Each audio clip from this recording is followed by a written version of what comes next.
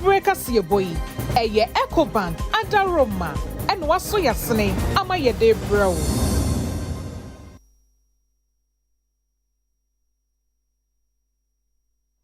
And na November bosume ne de tosu edu emiensa. Emfinsia pinu ene aduonu num omanma yemamu nyina ha emma kwa abapremo atso omamu nsem ene aboabo no sekase amede eba mu nchen live United Television eso ye worship house Abeka Junction and cry asida ma this way chocolate drink de ohia hey ensuo na airtway bubobi na ho enya ohye na special ice ensuo e odwa so special drinks ebonichi dom ena yede esuma hoho ede ma ye ma enso ye sika fam de best point savings and loans na best assurance nso etayechia yede sika ho edwa esumo bibia emekwe adarom ma kan me ho na yemfa ensem no emawo channel 360 DSTV behwe wotie ensem no bi ewo ho mamu nyina akwaba de oba betino ebi enie omampanyi John Dramani Mahama sinya me yadma 2028 Ghana enkokwa ye bejen ewo mem no ohanche mu aduoso enum 75% ebifi omeyan kasemu esan enkokwa nketenkete dwumadi a aban no adanadi enti Ghana mampanya bedi eche e de atudwa se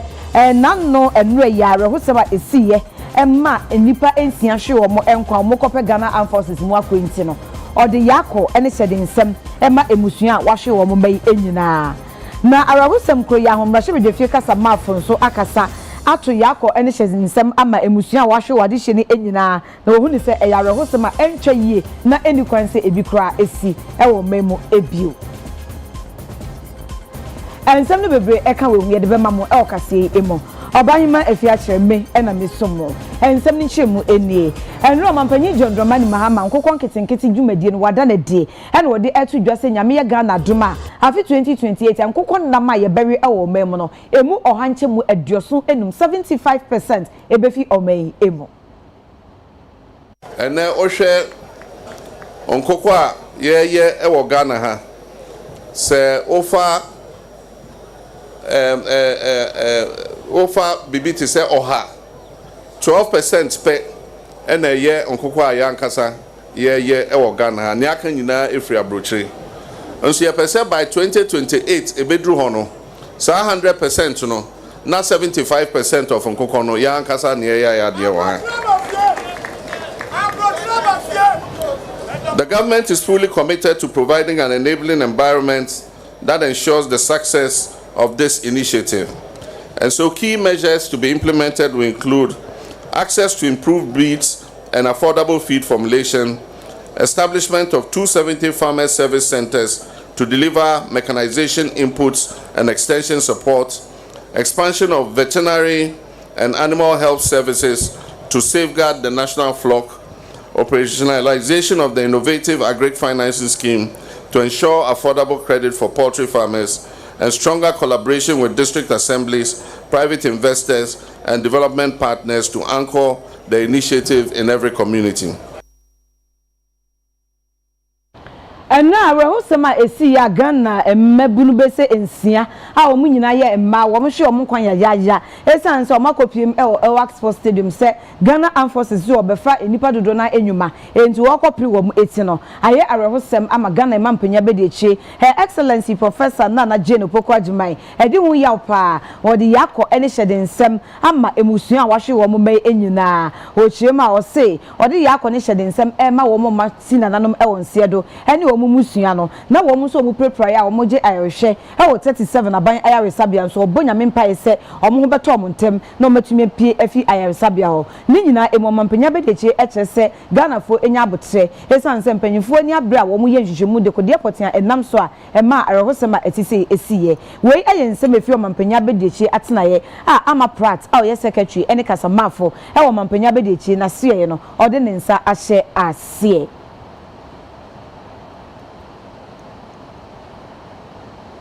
Asem kroya hono mrahye bedefie kasa ma for Right Honorable Abansuma na Kingsford Baben ono so echese asem ne mo ya ensumekonim enti musua wo hwe wo mo enkwa enura no ode yakọ ensem ama emusua no Ghana Armed Forces ene empanyifo a wo mo ka bia ewom na okasa na wo chese Ministry of Defense Ambulance Service ene Ghana Police Service so omo mo ene adwuma esan sensen ko mo ho anye hantentem ankopiewa bia enke nipa hwe wo mo nkwa enura no ebebro de yeti ye no empo Committee on Defense and Interior, please follow up on this matter. And later on, leaders, you can program and schedule a date for us to get the committee and the minister to give us a full brief on it. And we will share information because it's something that is already being debated by civil society, and there are a lot of proposals. They will give us the reasons why those proposals cannot be implemented. We can all work together and find a solution to this problem. If not, the future may even be more terrifying than what we've experienced today. So I want to, on behalf of the House, humbly convey the deepest condolences to the parents and families of the deceased. The House prays for the speedy healing and recovery of the injured. And we will also sympathize with the Ministry of Defense and call on the leadership to have cool hearts to handle this matter. And we thank sincerely the health personnel, together with the ambulance service and all those that have rushed to at least attend to the injured and the deceased. Na arawusemi mono ena so ye hwe emma enkoda ni nipa bamba ho nsem eso omora ho papa said the nra ebeto dwa se emansie mu a ena ahwe wo enkwa e wo Airline Sports Stadium no emu eya pa nti osese ebi ensibio nya ewo mu ne se me ba ha no em se nra His Excellency ba wanankasa di na ni behu ye the commitment and dedication ema free staff no ho ema ayarefo no senyo mo hwomo na ade no enamia nso mi di mani abehu onu behwe nra ade achi na obi yare a opese ohun se ne ho tesen nti wasoma me se me behwe se omo a obesere omo nra no ene omo tesen na nyame adom omo recover na ye bompa ese nya onu nyame ahya ase no obe se omo yare kura nti asida kesi ne de ma doctors omo around and nurses and yenfa no generally no yen caregivers medical caregivers omo ha no ye di asida kesi mob because omo yem edi da odo edi achire omo enye so omo momo eduro ni keke but omo momo nkranhye nsem Emma you could see say omo ananka no omo ntimi smile kura no they are smiling, and that gives us a lot of hope. Say if they can come out of this darkness to smile, not just say nyame shall be passing. And we'll work with them as a nation. Say o mampeni atuni na bahano the first step. And we say enya ade we job ho. We work with them through this healing process as gender ministry. So no, once they are good enough to engage us, no, we psychosocial support. Every ha, yes, we ya family. As soon as omo betime no, we need omo betinas near assessment of our situation. No, what we don't want to do, and adebia make us say one of the tasks. His Excellency John Mahamadi Mahamene say we should reduce vulnerability to its barest minimum. And to mass situation where abetu omono enko worsen their situation before. Send your motive before no yempese situation where ebema niesi no ebema omo worse off. And yebesom semuni ahwe what the future holds for them, what they can do per the situation no. Na yetime abomo, and we'll do an assessment once they are recovered enough. Apomodie so e de atu dwa se wo manya advisory board bi a wo ba beboa amadwumedi a esi wani so awie peye na members a wo mo sa board ni emu no wada na di e de ama aseye. This morning's inauguration of the Ministerial Advisory, a statutory body whose establishment is both a constitutional and administrative, is a clear indication of our commitment to sound governance and effective policy direction. Transparency, accountability, and participatory governance. In the management of our health sector, ladies and gentlemen, the Ministry of Health stands at the heart of Ghana's national development agenda. Our mission to ensure access to quality, affordable, and equity health care for all lies at the center of government vision for inclusive growth and social justice. Distinguished members, as you begin your work, I urge you to embrace the principles of teamwork, harmony, and shared purpose. The challenges before us, from health workforce shortages and infrastructure gaps to emerging disease burdens, require coordinated and forward-looking solutions. The successes of this board will depend not only on the brilliance of its members, but on the ability to work together with mutual respect, objectivity, and unity of purpose. Let us therefore commit to working in concert towards the ministry's strategic priorities, strengthening health systems, expanding access to quality care, advancing digital health innovations, and ensuring that no Ghanaian is left behind in our quest for better health outcomes. It is a privilege to be part of an advisory committee whose primary duty is to support or advise the minister to strengthen our health system, ensure that everyone living in Ghana will have access to the highest attainable quality of healthcare, and to help the minister formulate relevant health policies and practices that will ensure that our health system, as it is now, becomes far more responsive, robust, and resilient to the needs, aspirations, and values of our entire nation, and to harness health as a vital instrument for socioeconomic development, and also to help everyone living in Ghana from all segments of society to recognize that health is not an expenditure. It is a vital investment to the socioeconomic development of our country. So as advisory board members, we have a duty to support the leadership and stewardship of the entire health sector to fulfill the primary functions that the Ministry of Health is required to fulfill or perform.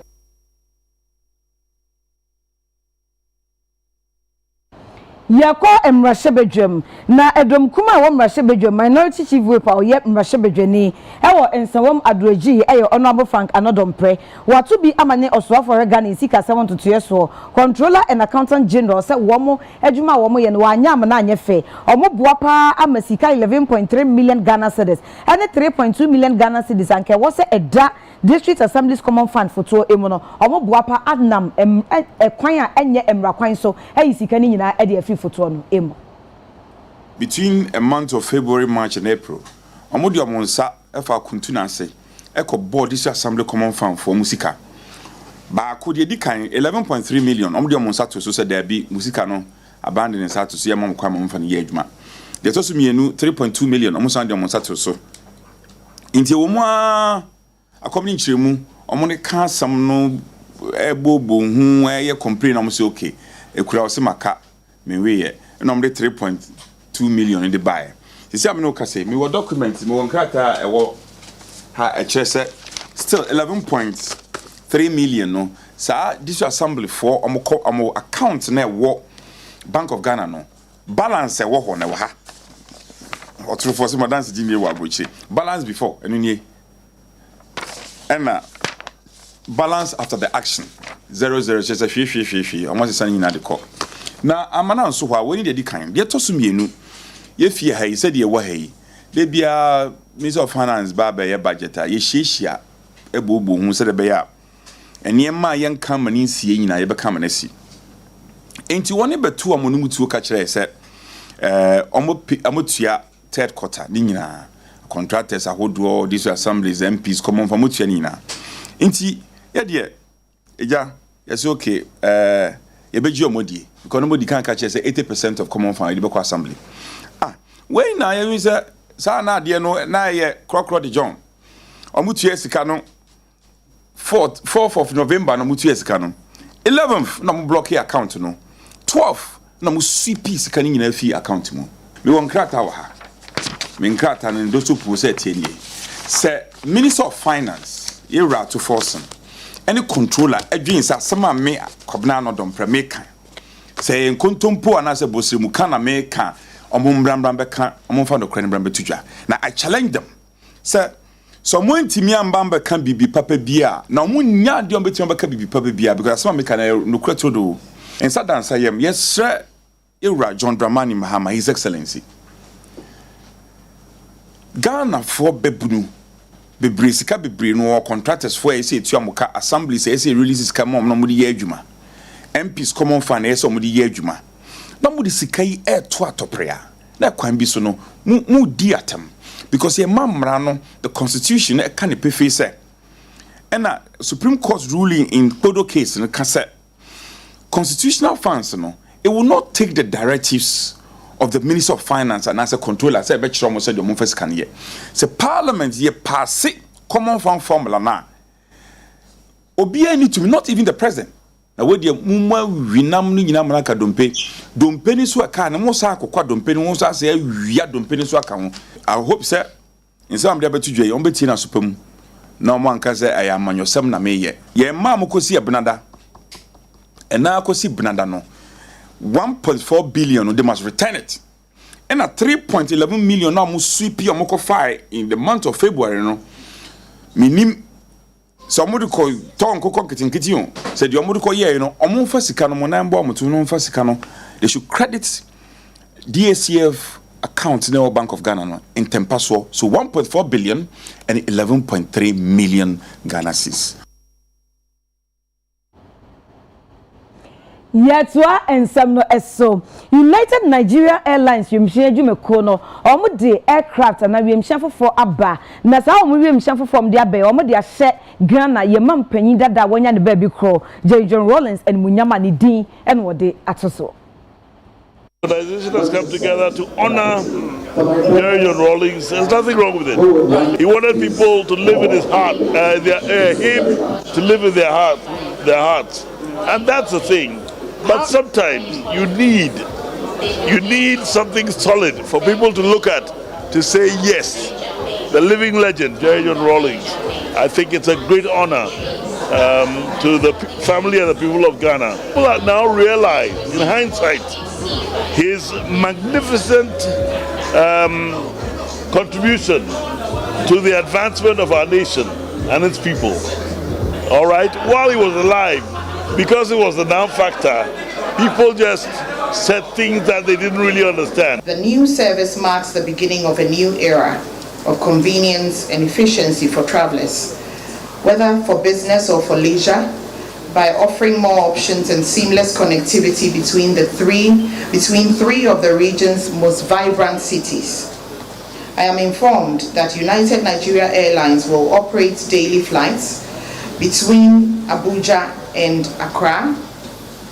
and also 4 times a week between Lagos and Accra.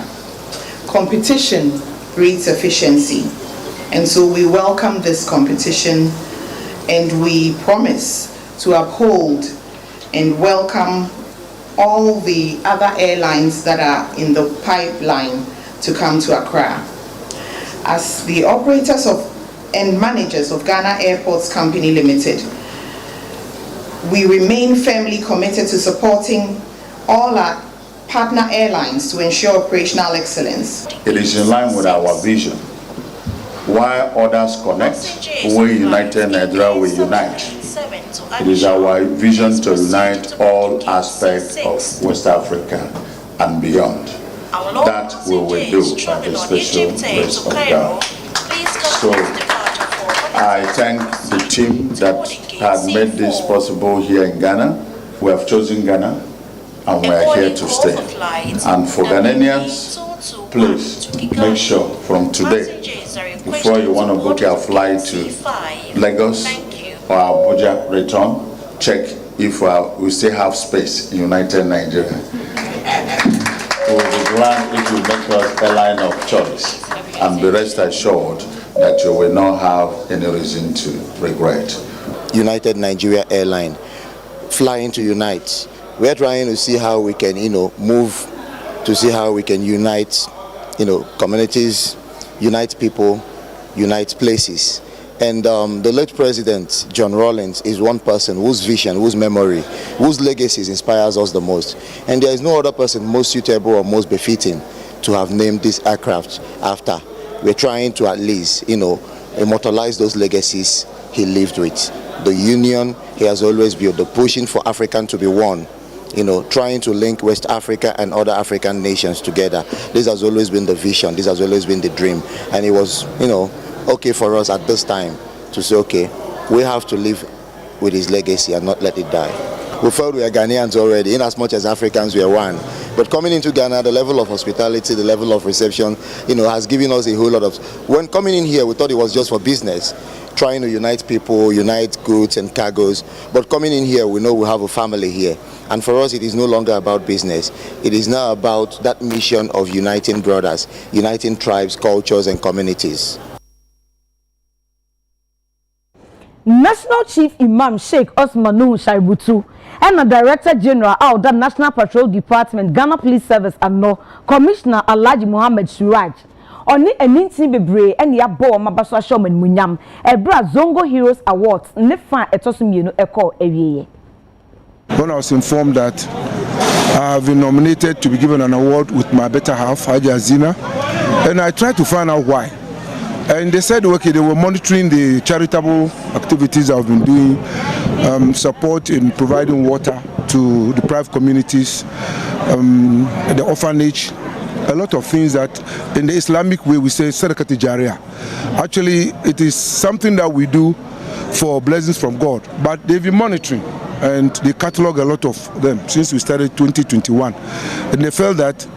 giving us, acknowledging us and giving us the award is to motivate others to also do the same. So I'm actually, alhamdulillah, I'm happy that so far we've been recognized for the little effort we've been doing for the Zongo community. Ghana Police Service are doing their best to ensure security, law and order in the country. But security is a collective and shared responsibility. It would require partnership with the communities that we serve. All key stakeholders have to help the police. The police population ratio, as you can see, is very low. But when we have our ears and eyes on the ground through partnership with all key stakeholders, chiefs, faith-based organizations, to partners, wherever there are issues, we all sit down to find out how to solve them. Skill training. The person, government, president, your president, won't pay attention for Zongo for no, because without education we cannot do anything. And me campaign ever drug abuse no more. Drug abuse. So me per se obian tamichi yam boy your community no. Yam support you because drug abuse no queen. Because Zongo, especially Zongo. The whole national canker, but me kuma Zongo for because me a mayor of Nima.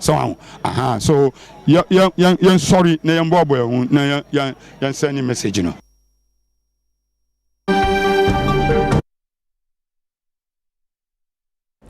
Airline District Division apresi for ewa omonkosha abas bi na dese ebe en wo mugina abas no mso mbehwehwe mo omonkosha Ivory Coast ne Burkina Faso adehye bebre be se aduonum en o mahye bas yima mo ko hia o mo ko boyin forest reserve eben New York kese ewa win ewa Western North Mantam no emo en apresi for se o maso nipa em ene bas ni nyina emo enti o muguso a wo ye ensem no emu hwehwem esanse eho no gala ena ekoso ewo agalam se bebi abefa bia enti ahogoi ekwa de no mokoy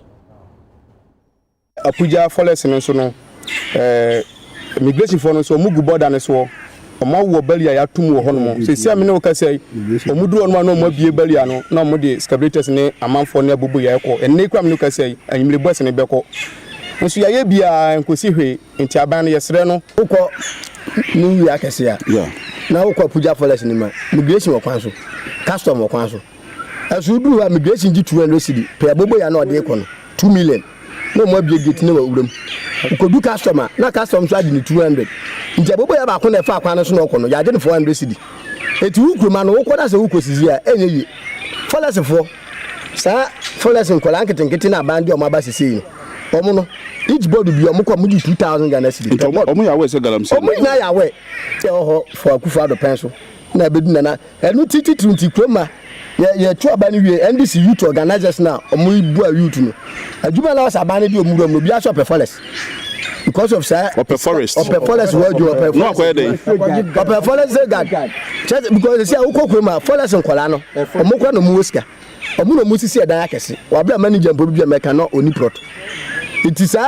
Puja Forest in the ekoso no because I can say Ghana there utumi fa smog enter migration na custom and so had the migration custom here the tra security wise the customs and then the immigration also should strengthen the inflow of the influx of these immigrants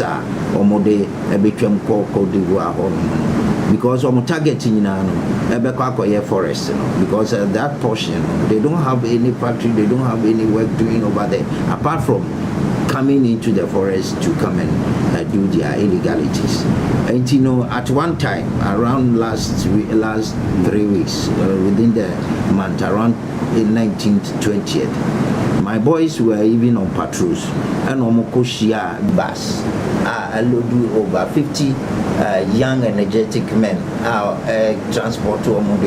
Cote d'Ivoire portion P-bus with Ghana registration number. Inside the forest I hear the router at the Cote d'Ivoire side DP. They intercepted them and then returned the vehicle. They made United free bus and bus returning at the buy. But our challenge was that the immigration, when questioned, the immigration people were also saying that Ghana has an ECOWAS treaty. You cannot stop somebody from going to other side of the country. So they have passed their end legally that they can go there. But as to say they are coming into the forest there, they cannot certify that. But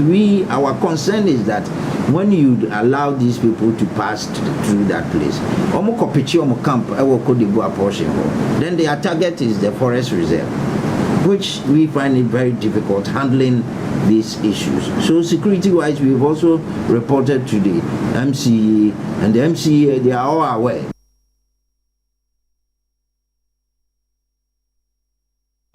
Seria kontomra mrahye bedwani onobo pious kwame nkuya na ekasei na wodi tu dwase enne ohwe kwan se sikasem so for Dr. Kasa to Forson or the 2026 budget na eba ma enye budget bia keke enye budget a emu odu ani da so wom e ma Ghana yen sikasem dachi. First budget I buy or the buy. Yes, there were some criticisms from the other side. But in Ghana for in a video dance say the ebeto Ghana no yes aneti vai enyati asesam nsesam ye kese aba anunti ye koye nimu no we expect say ba ye mfa ma mesai de e wo ye chi no ada rather be improvement over the previous one na ye beto ye no me de me hwe anim say e betimi ahu say e benya measures ya e may continuous stabilization of the economy. Said the equine fast why city no na hoden and na $400 ne so no. Sa ne ye koye nim ne pese city no koso $400 ne so. Any the other currencies no. Said the be ya Ghana need to say me ne wo. Ye ne ye kwa akota ade a na ye kura city na. Hu say ye ya hoden ne confidence level no e wo so. Ye say dem hu introduction of new taxes bebre. But rather one no data na ye beto ye no ko ni biam kan said the economy esi ko no say ya bibi kakra bi adjustment kakra bi kora e wo so that e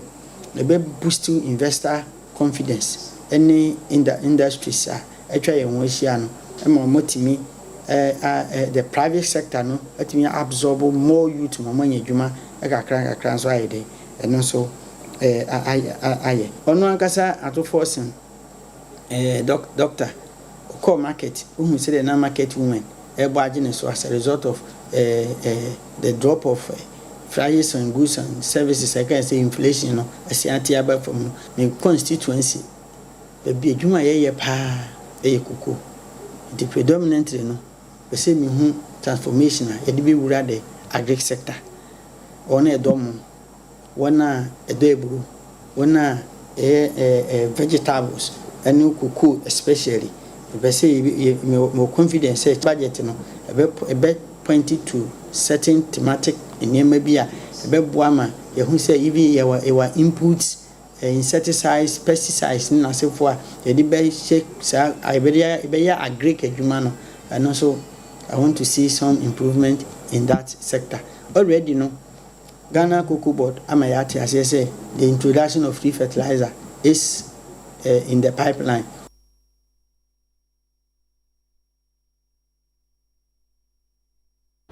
NPP mabuna womo okare abaton pesua so ewo premantam emo aye youth conference a womo de emiemia niemem se de beya party ni benya enan agina so e de anya ahomboa kese ama 2028 aba ye beto se ya ye medidi ye honko yen kan ye honbo na yen share ye honkran so that party no e be koneni in opposition. We have to reorganize, we have to rebuild, we have to restructure for victory. Now, I think the 2NC is leading the way in this regard, and I'm very grateful and proud that you're doing that. Now, we need somebody who will win us the next election. Mr. Day, we need somebody who will win us the election. We need somebody who will win us the next election. I am convinced we will GDA will be Muse. Now obey to me, akwaji to me, I read 2028 here, Dr. Mahmoud Bao. Ebeda Ghana MPP mebon all over the country. Musem Penifogna by Efi Eastern region, Efi Bebia Babeboa. The youth organizer and penny for or much me I said, and media, me, I may MP many ajapas. I'm assuming a mebon, and say, say a kind of one boom as a meboa, eboa, a year so, a neo Macassa. And who say after this conference, no, I'm sure that my charge for the mobilization to arise and build. Na Nyamea Doma, Australian Pong, Doma 2028. Niema ya ebeti media ba ben mu no eyi niema okrefo yenso ye fiase obo fam na oda fam na yakasa wa hwiase obo fam na opeja ho a na okenya ho na sa kokon animu a odi nkunim de beba timehye ye mpanifo ye mrate ye maba obia nka ne hombom ne nkenya ye ho ne yehu se MPP yen na ye de adwumaso ne hyehye pa eba magana fo so enya biye ne nka ye hombom ne mfa okopa akomapa eni onuado baako ne fa nkonko na mjiri se ye ne saa nyankopon beton super gu so na 2020 day nkunim dia ye dia after elections no and we say emabunu yetenase se na me wogide wo MPP mu say 2028 e be sia ba power no intine we say e charge mama for Midday or youth organizers enimu ne de na we say mitumi hye wo nyina na etumi edi ye ho nkomo na ye dwendwen se ne akwan e be fa so a coming 2020 bet me win power enti senia bidi kan ne team ne kire no o say ye sorry waka enuma bi aye wo ye areas a ye hwa enye no na wo say ye hwe na ye tu ho na muye ansa na 2028 edu e wo say esi form ne start ko campaign enti na wo say ye twen ema obi be ka kire ansa nanu ya na ye to aba na NDC fo ba wo hwe enuma ekoso wo mai mu a yeni nje Ghana for bibiri na buafu omanu omo so mutu abama aye NDC ba omo say ejuma pa na nado dan kwaku fado ene Dr. Muhammad ba omo ye no omo remfie enti to come 2020 ye be sen ato ba biom je di say flagbearer be yi ni bia no ye MPP for de ye be to abanama no ye be ye ejuma no yi ata na chi ama coming 2028 no ye njida ya san afa Franka no ekura ni yi Watu sempa edi amana nanu hemfo se eba galamse ekon ene ehon sema aban ko ntumi nye wadaro ma won soy wakai na won tai aban echi galamse asisi adinya am don kro oman nyina no em say ye tu ho anamon pa say ye be ma saa niema no etu betwa aban e bo no homodin but enye enough de ebetua ma aboa mo ene say ahemfo enso betimi etu omo ho ache say omo nso bebo kwaye no ene ye environment ho ban ye hwe doma hene doma man ye nyina ifi but saa galamsey basa kwaye galamsey no ye nhu no wa hakese ni nyina agina doctor ose ade yo adima bedu na odi si form obo ho ban say saa galamsey sem no ebi si wodoma man ti me stress ahemfo na aka no omo nhwe omo mfa nana de no ene suade na omo ntu saa na mo no kuro no ene ekuofo no bebre nya adwuma enkola ni nimade ba bebre nya adwuma we are wish say yebeboa next year yentima mfa grad 15 or 10 yebe try say yebe yi 11 yede wo moto kwan amomo so abeboa ifi ye niema doso yegu wanfi ani mase wa bonten odi asante mam se nkopo amen hoka nti se metiwi a ya na ha adwene the whole I think last year me wo video no the whole Ghana sana mekano HIV 145 it's impossible nti mesra wom wo fa yenya example obi am person be adwuma obi a better life nipa oba no oba mo sika no wada oso a eso tempo betima to bibieti nti yesra wom ye doso ye beboa wom njai emema sema yare no emfi ha na bia say ehu na ye fede kwa ne say be Ghana mani nyina be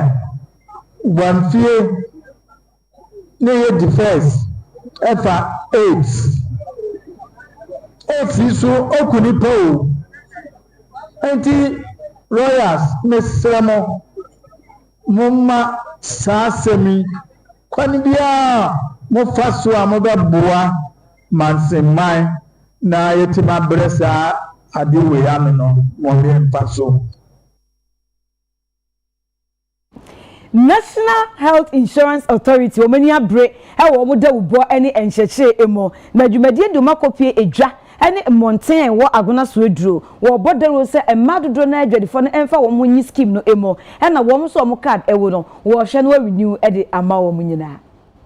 enti we adwumadi a ekoso Ghana ma afra na nyina a ye mfimfiri mantem so ye nya ye chefa we ni de atosumi no ayeye ewo eye central region ha edinkan edinkan no ewo eye Cape Coast ni ekodun konofen ene aba ha nti aha ye ne district be ye insia na aka bom ye ne eye Winneba Gomua Bremane Sikuma Ejuma Kon ena Kasoa ena eye Agona Suedro anom ena Akabom ni nyina ne se health insurance no ewo botai bi se evidence amre ekopem 2030 no ye wo bibia ye friend no universal health coverage a ye pese eye ewiase afa na nyina Ghana kan no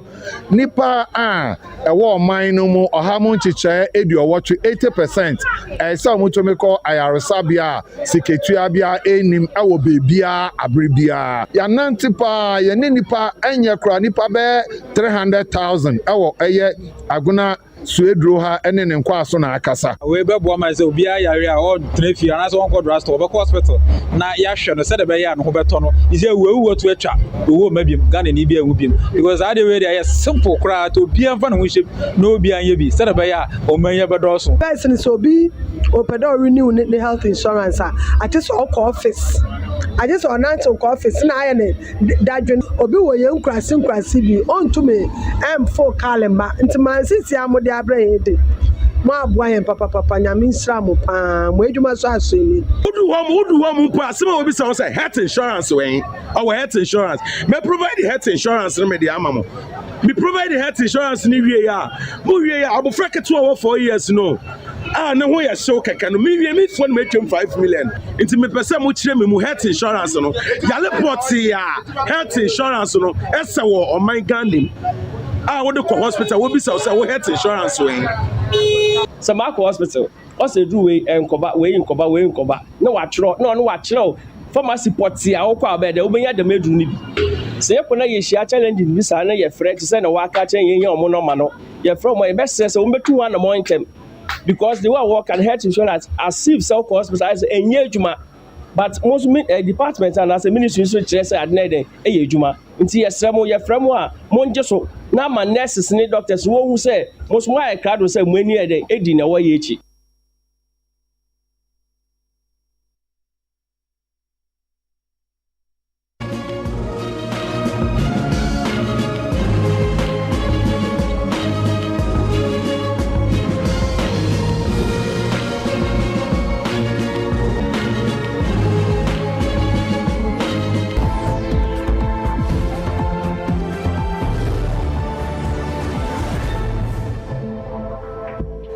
Yadikasia ne eko empotamo empaseti ya DA Basic School ewo atwemampu nua mansi wa Sante Mantam emo na wano dema na odika wo se aban enweku akese ne nketua ene mo Nyankopon ehyiam se adaruma montem nsa na momrem wo se suku ni hia akade bebre woni enti ama adekire ene adesua akofom kra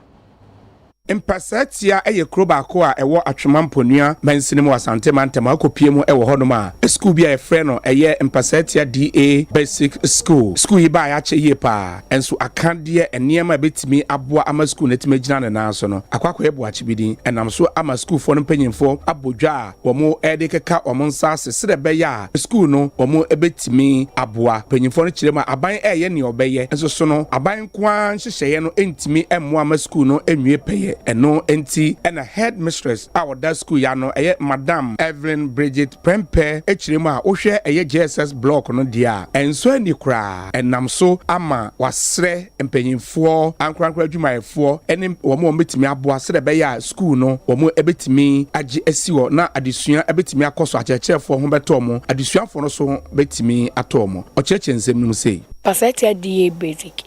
say ye challenge pa ye woni say ye JHS vlogging ekoyenim kakra eho apa na sebi bebi enkra ni je omanan no eho nso enye kra ena ye wadan ni bi won so enam say ye bedwi park yi sunsun enso ne to a erosion ni nyina ba omani twifa edan ni mu ema no eha ye pa to da ye mra na ebooks nyina afo enti nkra no kire omu pie no ma hwensuo ni nyina efridan nim ansa no matimi asa akwa akotene masua de na akra te dan a emu afo osua de a de na sai yakwa se etwe anwea nti ne ho asa ya ateche twa mu sa huru ho nyina ti basa eha adwenye mankra no omu bre etwe o madesua kwa ekire because on hwensuo ni nwie enhoro so no that time kra akọ Mr. Panyinfo obi bi otie me obi okambie wom obetimi abeboa ye say yesre omo animu ya omo mra mehwe na omo nkoye mmoa na nti say be kakra no edan no bi kra ebetimi adwiri nti yesre omo pa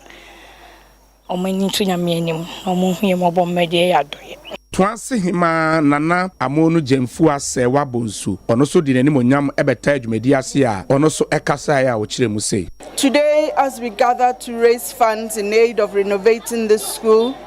we lay the foundation of a brighter future, a brighter tomorrow, literally and figuratively. As we raise funds for the renovation, we are not just building structures, we are building lives, shaping futures, and investing in the leaders of tomorrow. As a Queen Mother, I've seen firsthand how education transforms lives. It's the foundation upon which our children build dreams, and I'm proud to say our community and the Umaire Palace, in collaboration with the Twansi Traditional Council and other stakeholders present here, are stepping up to support them. So, let us together, brick by brick, to create an environment where our young leaders can thrive.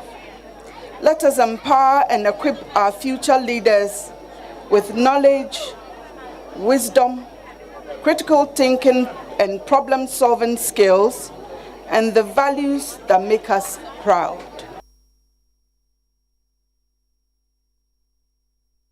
Yadikasi yebeko amijie mu yeba bongo di fara edi yebeko agopramaso ensemu yeba sisia.